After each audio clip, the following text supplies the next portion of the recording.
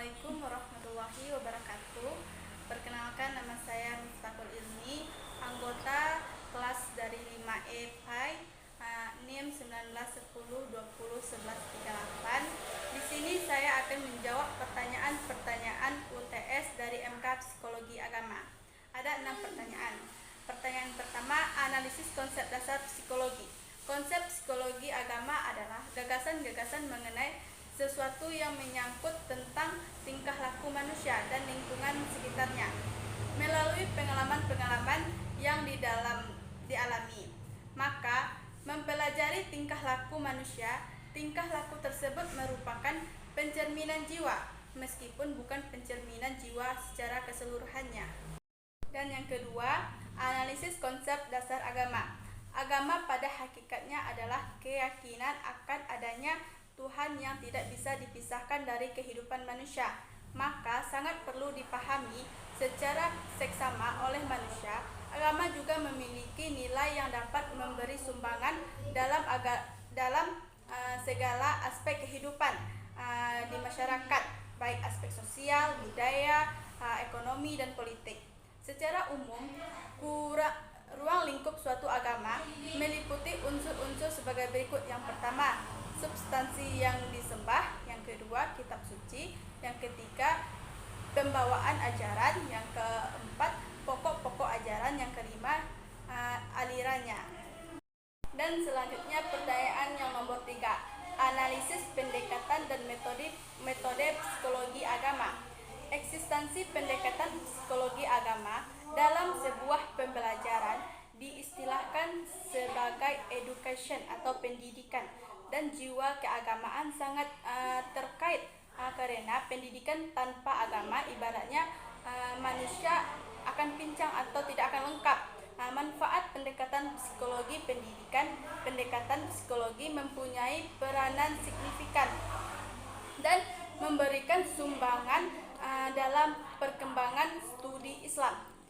Pendekatan psikologi dalam Islam berguna untuk mengetahui dan memahami bagaimana tingkat keagamaan seseorang yang difahami, dihayati, dan diamalkan seseorang muslim, seperti halnya dapat mengetahui pengaruh dari ibadah, sholat, puasa, zakat, haji, dan ibadah lainnya dalam kehidupan seseorang.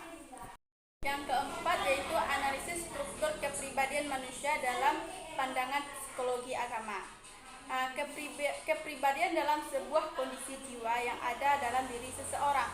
Struktur kepribadian manusia memiliki arti integrasi dari sifat-sifat dan sistem-sistem yang menyusun kepribadian dalam teori Sigmund. Ada 3 elemen struktur kepribadian manusia, yaitu ID, ego, dan superego.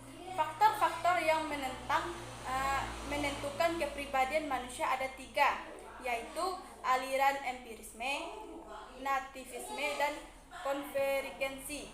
Masing-masing aliran tersebut memiliki asumsi psikologi tersendiri, dapat dilihat dalam melihat hakikat seseorang.